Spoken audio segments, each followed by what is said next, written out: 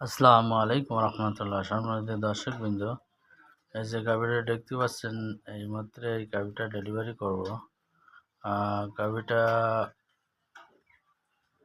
Holstein Friesian জাতের গাভী, তার ভিতর থেকে হলস্টাইন ফ্রিজিয়ান জাতের বাছুর ডেলিভারি করব।